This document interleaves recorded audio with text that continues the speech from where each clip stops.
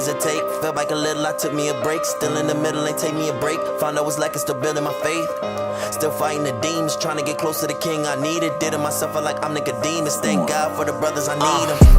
Hell nah, it ain't real talk if they ain't coming out that Bible. Nah, I ain't perfect yet, still working yet, not idle. Whole set like Percocets, we gon' pop up like. When black people come together, the thought is, okay, there's a lot of black people coming together. All it's gonna take is for God's laws to enter in, and we're finished. Bomb it! Same thing with the Black Panther movement. No, we gotta break up black unity. That's why they are afraid of black unity. Not us coming together. That's not what they're afraid of. They're afraid of us coming together and coming back to God's laws. Style of apostles, but they gon' end up rotten flesh that's stinking up the nostrils. All we do is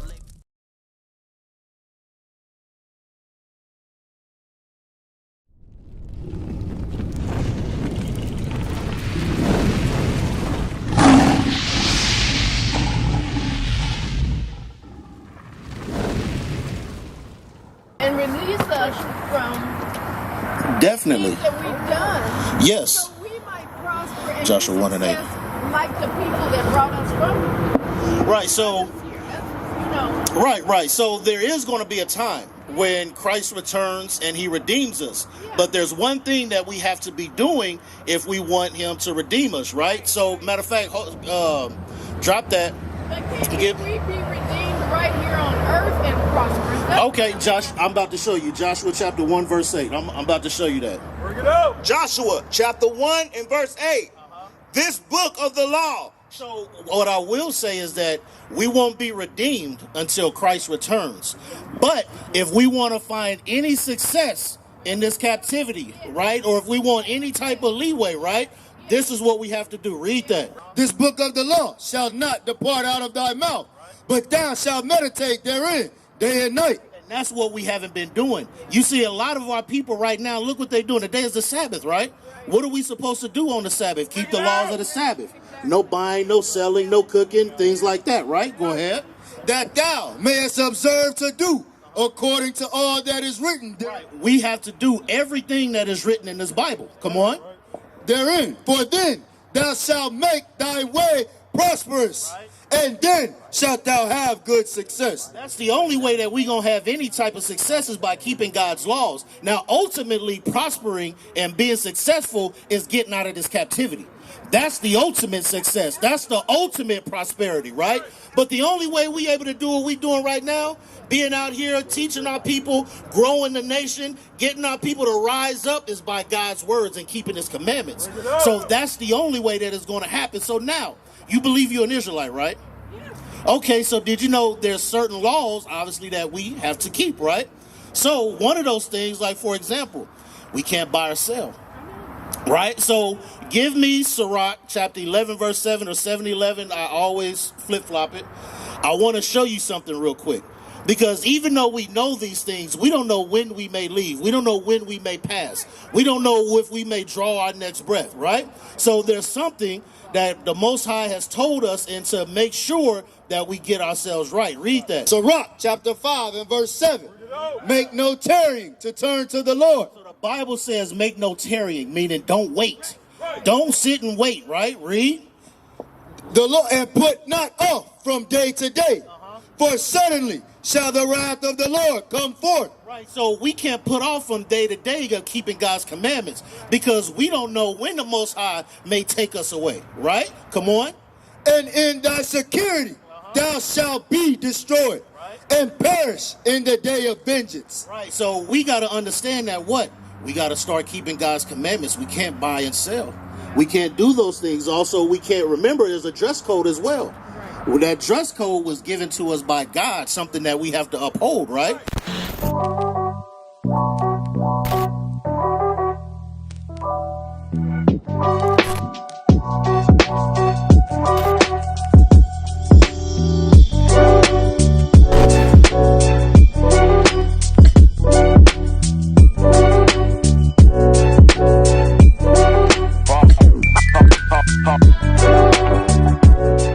Give me Deuteronomy Deuteronomy 22. Because while you getting Deuteronomy 22, give me envy thou not the oppressor, Proverbs. I want to show you something real quick, because what happened in captivity, our people have followed our oppressor. They have taken over our oppressor's ways. They have followed our oppressor's ways. Are you here from Oklahoma? Or are you from Tulsa? Okay, do you know a little of the history about Black Wall Street? Bring it out. Right, so think about it. What happened in Black Wall Street? We had businesses, over 600 businesses thriving, right? And what happened to those businesses? All burned down. They all burned. How did they get burned down? Because the white men The came. white man did what? They dropped dynamite Absolutely. on our people. Why? What were we doing that was so evil? We were doing nothing. Right? They didn't want us to prosper. Exactly. They don't want us to prosper. Right. They So, never have. right. And we sit there and they don't. But what happened is now we follow what they do. Yes. We do the same things, because like what they've done now, they've taken our heritage and look what they done put, a 1OK field. They done built a field on the bodies of our ancestors. Bring it out. They have built colleges that prosper them on the body of our ancestors. Teach And us. what do? They walk up and down and take pictures of what their forefathers did. And how is that supposed to make us feel? Exactly. It's just like when we were talking yesterday, and she was saying the right thing for them to do is to give us back this land. All of it should belong to Tulsa. It should not belong to them. They shouldn't have their businesses here. It should only belong to Tulsa, because it does not belong to them. It doesn't. This museum down here. Right. It is not black owned. It's not. Right. It's not. But guess what? I'm gonna show, and I agree with you. All of this should be ours, right? Because I'm gonna show you something. Give me 2nd Ezra 6. I'm gonna show you something.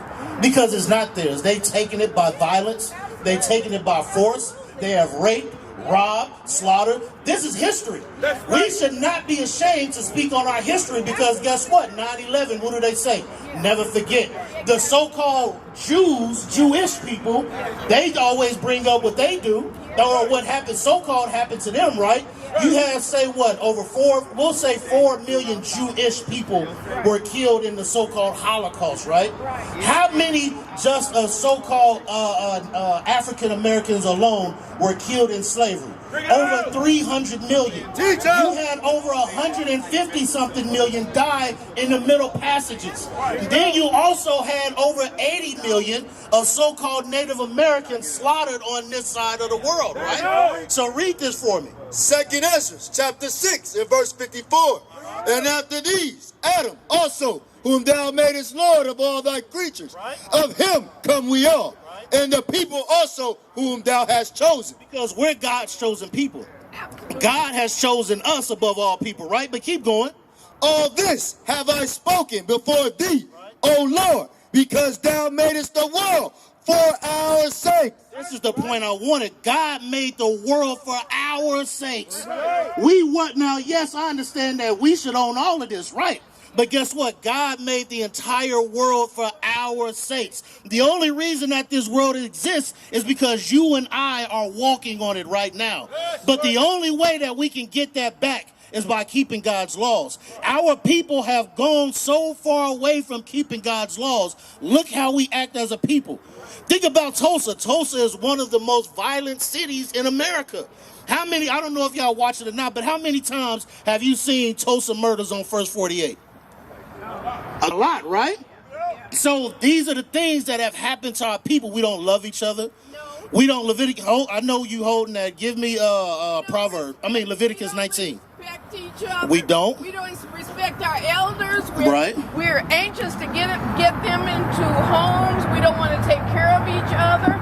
Even families used to be grandma, grandpa, aunts, Right. uncles all living together, and now, no, I don't have enough room for you. We don't take care of one another. You're right. We don't. Yeah, and that's exactly right. And I'm going to show you this, Leviticus 19. Excuse me, read that for me. And what you're saying is completely true. Read that. And we getting ready to read to you in the Bible what our people are doing and why that isn't happening. Read that. Leviticus chapter 19 and verse 17. Thou shalt not hate thy brother in thine heart. Bible says we should not hate our brother in our heart, right? But what do we see every day? Why are we the only nation of people, for some reason, if we just happen to lock eyes, right? How come it can't be, hey, how you doing? You know, I hope you have a nice day. Or it's more of what you looking at. Why are you looking at me? That's the hatred that we have for each other. You know why? Because they... Right, exactly. Bring that for me. Say that again, because of the media. Look what they push forward. A white Christ. They push forward this image. So when we see each other, we don't see each other as gods. We don't see each other as God's chosen people. We see our oppressor as gods because of the imagery that they put forth.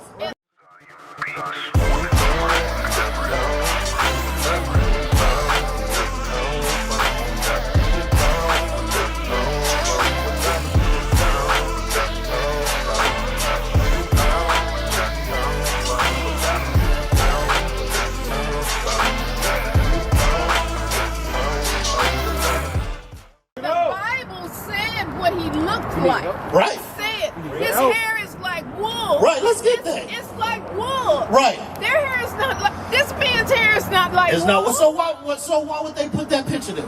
Because they want us to love him. Exactly.